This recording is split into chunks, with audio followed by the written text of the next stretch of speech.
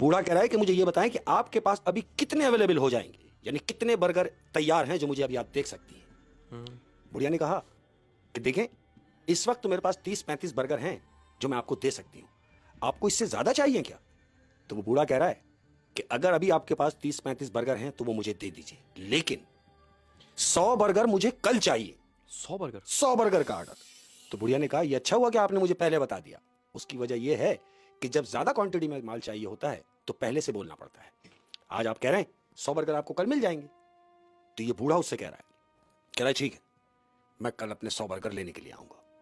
जो बर्गर उसने लिए, 30 बर्गर लिए, 30 बर्गर की पेमेंट की, बूढ़ा चला गया। अहमद, अब दिन गुजरा, तीसरा दिन आया। अब ये अपने 100 बर्गर का ऑर्डर जो इसने दिया था ये वो लेने के लिए गया बुढ़िया की शॉप पर। शॉप पे पहुंचा, बुढ़िया ने पहचान लिया। हाँ आइए आइए बोला। इसने बोला मेरा ऑर्डर तैयार है। बुढ़िया ने बोला हाँ भाई बिल्कुल तैयार है।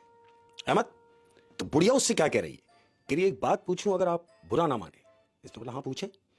कि आपको इतनी क्वांटिटी में बर्गर, खैरियत? बोला वो घर में तकरीब है। बोला अच्छा। तो इस बूढ़े ने उस बुढ़िया से कहा कि तुम क्या समझी?